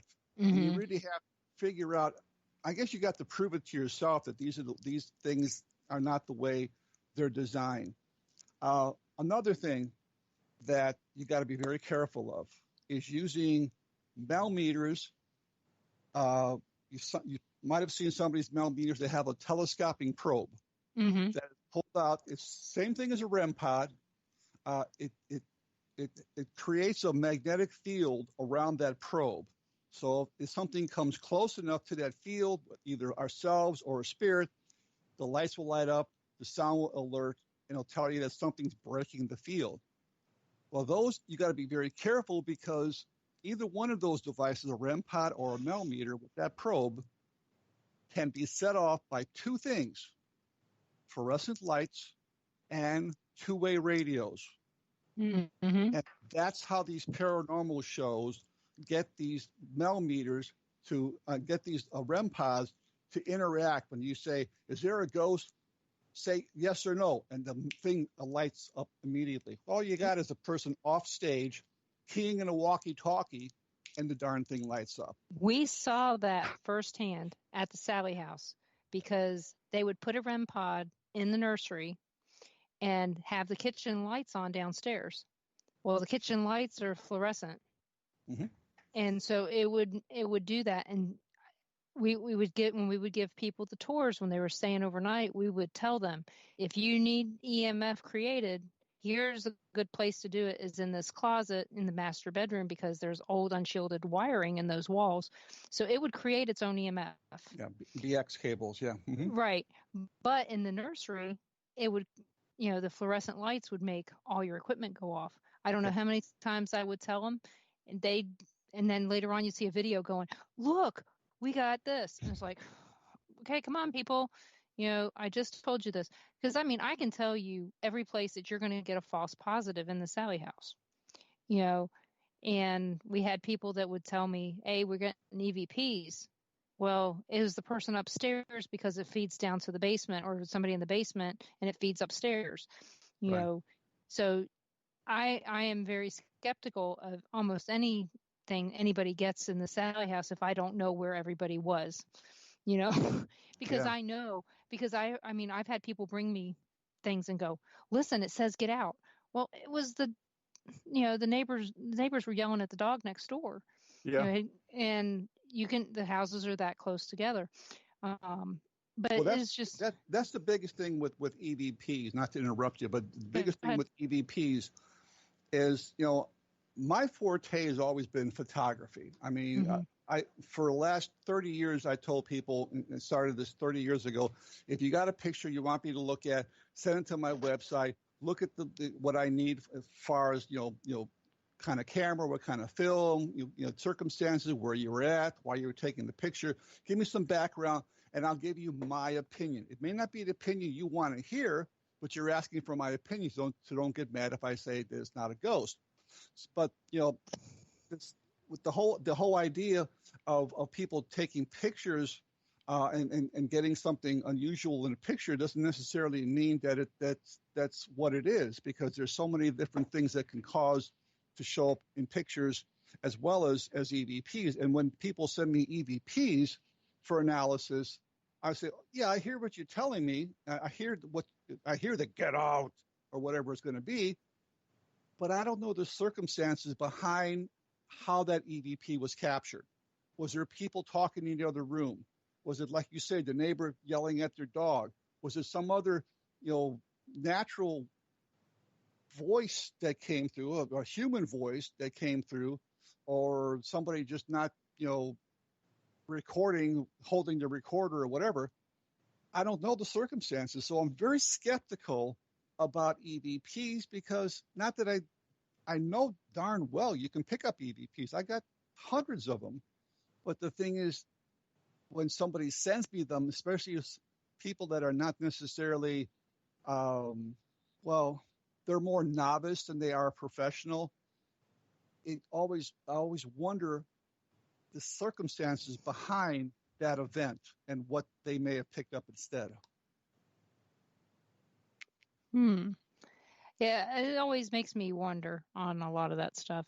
So, have you you've witnessed a lot of these, do and don't do type things. What is one of the things you would tell people, hey, this would be a really good thing to do during an investigation that always works for you? Role playing. Going in there, and if you're in a hospital, for instance, we went to Old South Pittsburgh Hospital 4 or 5 times.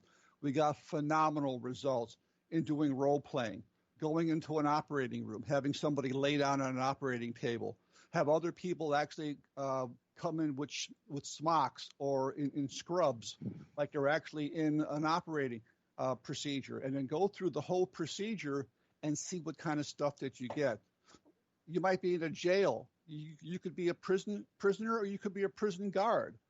Come in with a pair of handcuffs, maybe with a billy club, a tin cup going across the bars, things that prisoners might have done. Just do stuff like that, and you'll be amazed the amount of stuff that you got. We were doing a recreation. You can actually see this on our website in Old South Pittsburgh Hospital. We told the person that was lying down, count backwards from 10. When you hit 5, you're going to be out. So stop at 5. So we go 10, 9, 8, 7, 6, 5. Then you hear 4, 3. And somebody's continuing to count down. But there's nobody talking. And then in the background, you hear heart monitors going off. And we all hear it. And where's that coming from? And it was actually a physical sensation. You actually got a disembodied noise that came out of nowhere, because we were, doing a role-playing thing. We did the same role-playing event at Paris Hospital. We were there with an obelisk in phonetic mode. And one of the persons said, we need a doctor in here. This patient's dying. And you go to my website. It's the chillingest voice that ever came through. It's a deep voice that goes, he's dead. So when you do role-playing, no matter where you're at, try to find something, and also try to maybe bring along trigger objects. Trigger objects are very, very useful. We go to Civil War. I got authentic Civil War bullets. I know they're authentic because they're sold not at the visitor center, they say replicas on them, but in the actual town of Gettysburg. You might get authentic Civil War money. You might get a musket, a part of a souvenir. I got actual buttons that were dug up out of the ground that I bought from an antique store. I paid a pretty good penny for it. Great trigger objects. They were actually worn by somebody who was in the battle in Gettysburg or wherever you're at. Bring those along. Play trigger music. Try to bring something along that Civil War. You might bring, Dixie or Battle Hymn of the Republic, or whatever. Try to set the tone for where you're at, and I think you're going to get a lot better results. I bet you if you play the Gettysburg Address, yeah, that would be a wonderful trigger. That's one of did you know that the furthest west Lincoln ever went was Atchison, Kansas? No, I didn't know that. Yep. He also went to Leavenworth, Kansas, which is south of there, but that's still Atchison is still further west. Okay. But as far west as Lincoln ever went was Atchison. Okay. And I can even show you where. But again, I did way too many tours there. I also did the walking tour. That's how I found that one out. But it's just really interesting when you talk about trigger objects because, and music, because we did use sounds of battle at this house in Carthage, Missouri. Mm-hmm. It was during the Battle of Carthage at the Kendrick House down there. And one of the people with us decided to play, it was David Glidden, played gunshots and all that. It was a battle. And we actually had one of our members that was with us that felt like he got shot. And he had to go outside to get away. And it's like, well, that's kind of strange because the house was here. The shooting would have been outside. But but still, he had to go outside to get away. And it's odd when you think about that actually affecting a person. It's a very unusual phenomena to occur because that doesn't always happen. A lot of people, poo-poo trigger objects. No, trigger objects. You're giving the ghost something that they can recognize, relate to, or recognize something that was in their time frame. It doesn't, you wouldn't bring like a shiny new Lincoln penny to the Civil War because obviously they didn't have that. They would have had maybe an Indian head penny or something like that, or maybe even beyond that, depending on. Right. So you bring something that is recognizable to them. I mean, I got a whole bag of trigger objects that I bring, whether it be handcuffs, baby dolls, little balls, toy trucks, things for children. And I got, other stuff like, Civil War bullets and others, depending where we're going. Always try to look up the area and see what would benefit the investigation to bring as a trigger object or as trigger music, to see maybe even old pictures of people. You can get, I think they used to call them tintypes or something. Mm-hmm. I actually know a place where you can get those in Leavenworth, Kansas. Mm-hmm. So there's all kinds of those. But everybody, this is our last break. So if you guys have any questions for Dale, please put them in either of the chat rooms and I will make sure I get them asked. So you're listening to WBHM Digital Broadcasting out of Birmingham, Alabama. We'll be back with Dale Kaczmarekive in just a few minutes. You're listening to WBHM Digital Broadcasting, the best in paranormal talk, only on Paranormal Experience Radio, broadcasting live out of Birmingham, Alabama.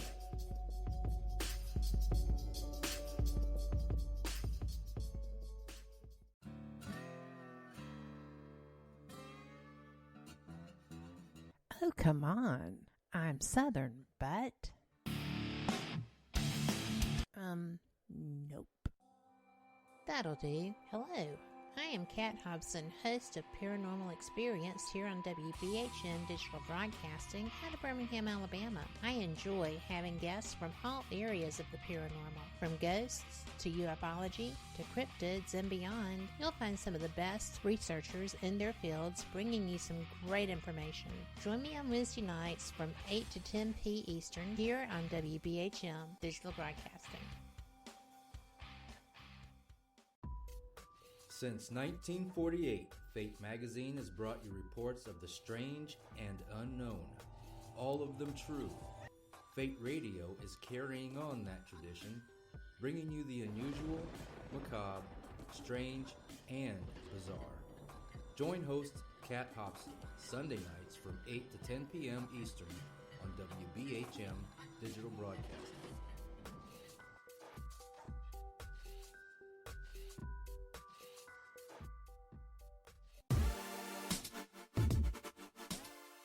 Listening to WBHM Digital Broadcasting, the best in paranormal talk, only on Paranormal Experienced Radio, broadcasting live out of Birmingham, Alabama. Welcome back to the Paranormal Pride. I'm your host, Denise Pridemore, and my guest tonight is Dale Kaczmarekive. And here's we have a couple questions for you in the chat. This first one's from Tom McNicholas, and he asks, when is your next book releasing? I wish I could say. I used to publish my own books through what we call the Ghost Research Society Press. We have 19 titles that I published for not just myself, but other authors that wanted their books published. I stopped publishing them years ago because I had some very expensive publishing software, Adobe Acrobat and other things on my one computer that unfortunately the computer crashed the hard drive and I lost all my software. So it was very expensive wanted to replace them. And the books just were not worth selling that much as they used to, because think of it, how many bookstores are out there anymore?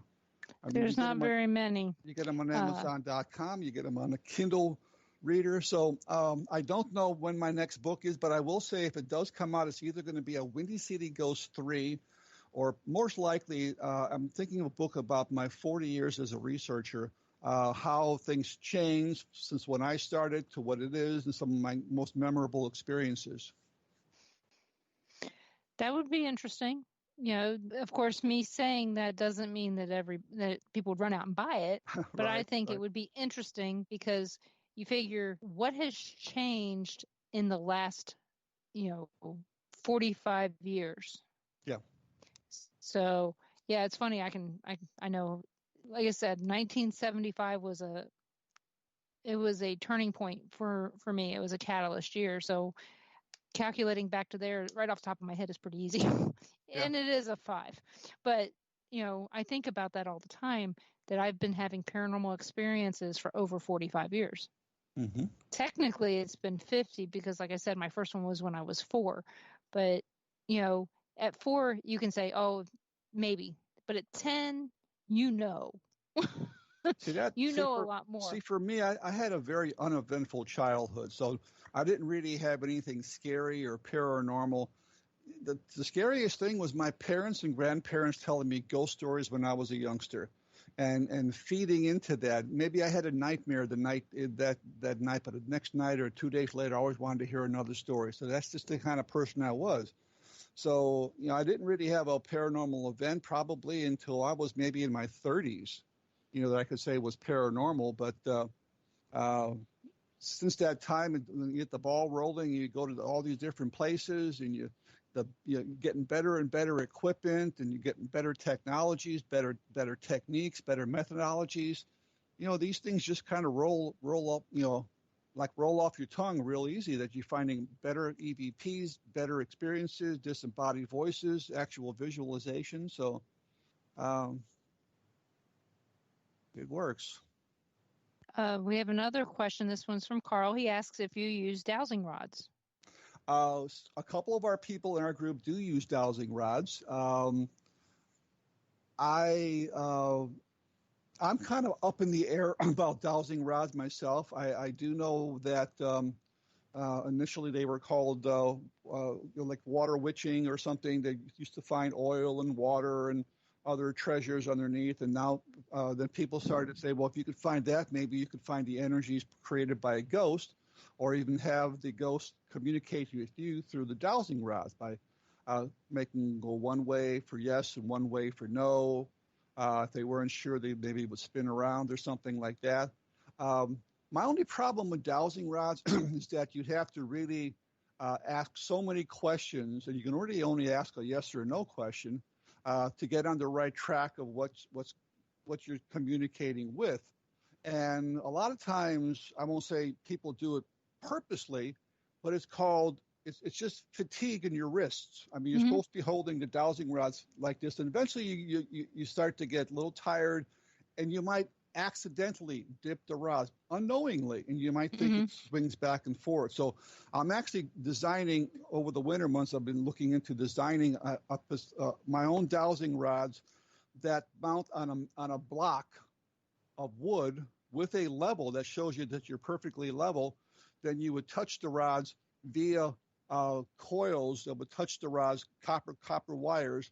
You would have contact with the rods. You wouldn't have them in your hand, but you'd be on a level surface.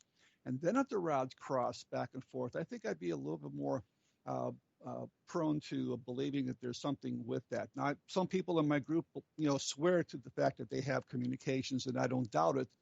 But it's something that a skeptic might kind of, kind of poo-poo that idea, because it's less scientific, I guess you might call it, even though some people might call it scientific.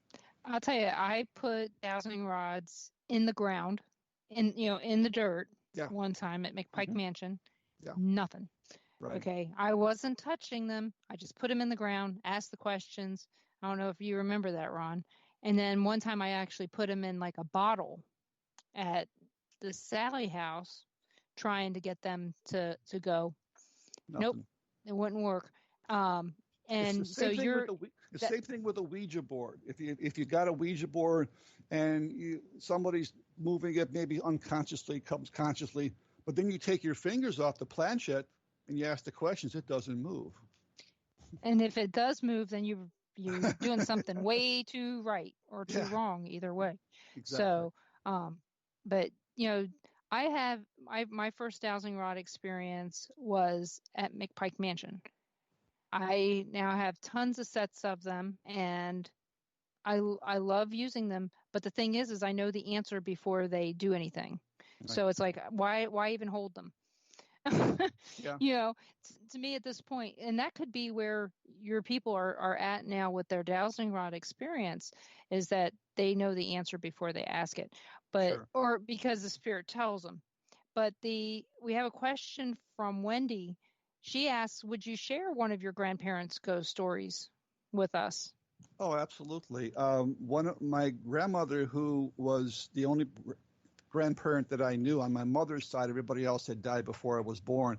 She always used to tell me in her very broken Polish and kind of broken English of a very famous ghost story in Poland, because my grandparents came from Poland. And she told me this one story about this bridge, and this is the whole idea of bridges and so forth.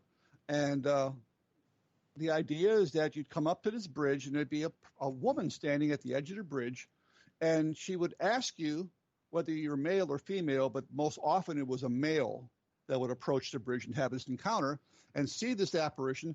She says, "Sir, I can't get across the bridge. Would you carry me across the bridge?" And, of course, the gentleman, picks her up, carries her across the bridge, sits her down, and she asks the question like, where's the nearest town? He goes to point. He looks back. The woman's gone in an instant, just gone. And that kind of goes back to that whole idea, if you remember the stories of the Headless Horseman and Ichabod Crane, that the ghost can't cross running water. There's a running stream underneath that. So they say if you picked up the ghost and crossed the water with the ghost, that would be okay. Then on the other side, it would disappear. So I remember that story just like it was told to me yesterday. And maybe she told it a little bit scarier than I'm telling it. But I remember as a 6 or 7 year old, it was pretty scary. I bet, because I know that I never got any ghost stories from my family. All I got was things. I did get the Greenbrier ghost story, but that was because my mom lived in the area. And so for her, that was a huge deal to tell people, hey, this ghost put this guy in jail. That was the very first ghost story I ever heard, and it was factual. So it's like kind of weird. Before we go, because we're coming to the end of the show, where are you going to be this year? Any planned events?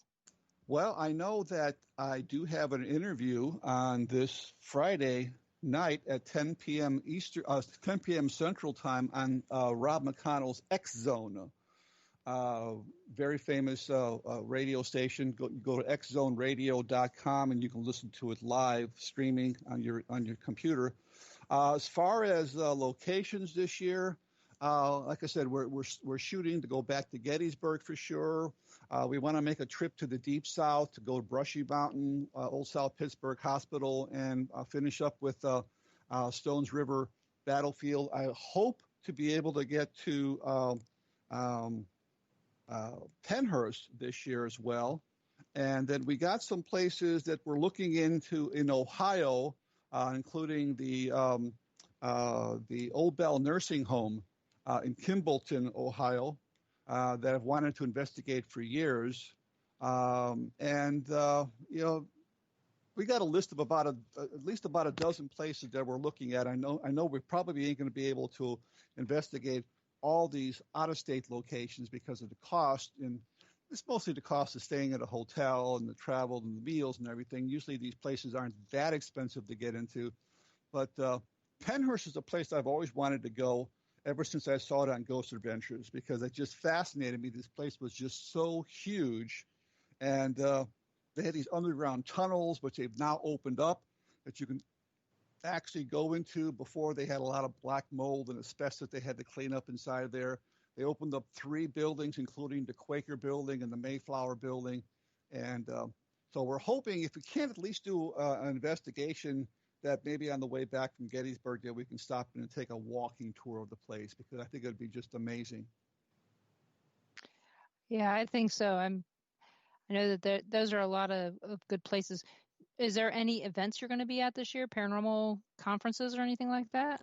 I haven't been invited to anything yet, so if anybody's out there and looking for a speaker, I'm always looking to talk. But I am looking to. I did apply to do one out in Winchester, Indiana, in August. I forget the name of the conference. Somebody had sent me an invite, and I just filled out an application for that. I think last year they were doing a paranormal event, a paranormal conference at Pennhurst that I really wanted to go to, and I applied for that and never heard back from them. And of course, one place I've been dying to get down to is Sloss Furnace down in Birmingham, Alabama.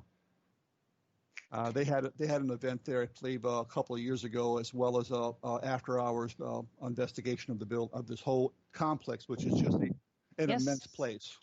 Kat and I met up there a few years ago and did a walkthrough with her and Frank. So we know all about Sloss, and Kat knows everything there is to know about Sloss. I guarantee it.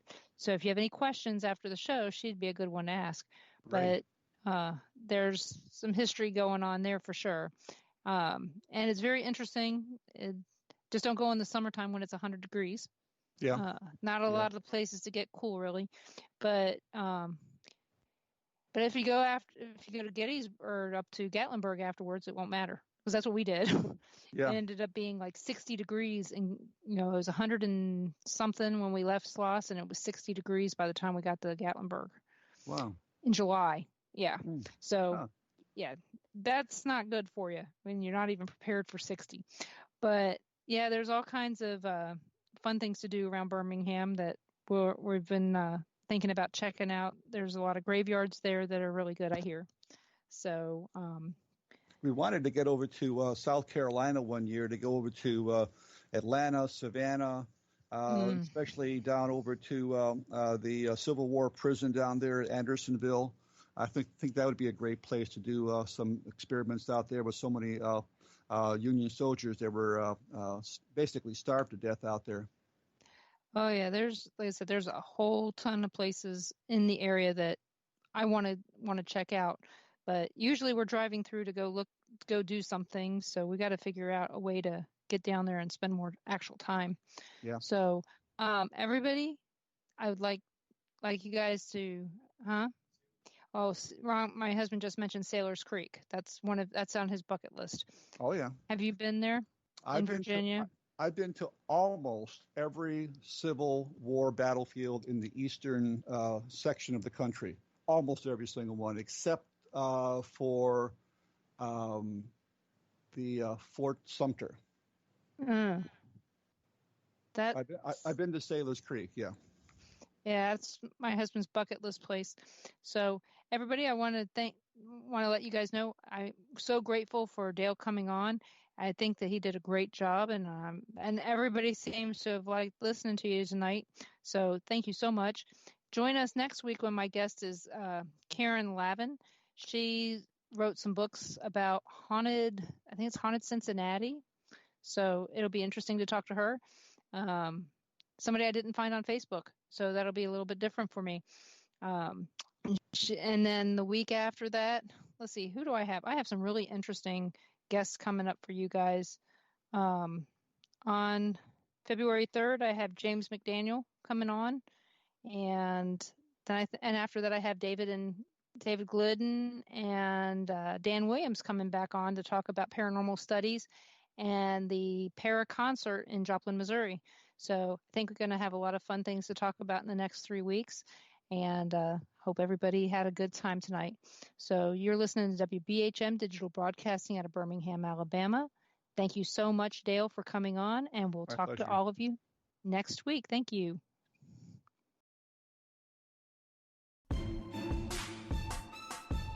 You are listening to WBHM Digital Broadcasting, the best in paranormal talk only on Paranormal Experienced Radio. Broadcasting live out of Birmingham, Alabama.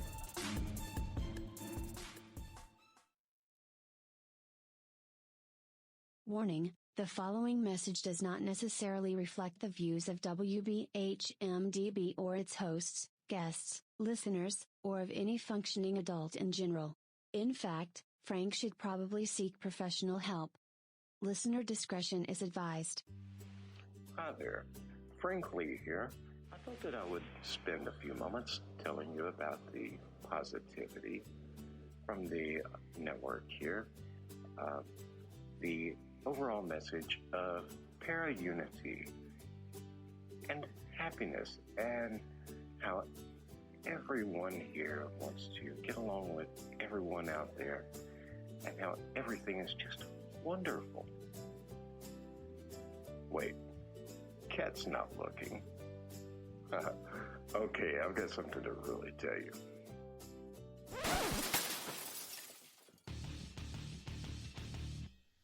Okay, so I'm going to tell you what's really going on. Honestly, all that being nice and positive crap was kind of hurting my soul, as dark as it is. So, what's really happening? Well, you see it all the time.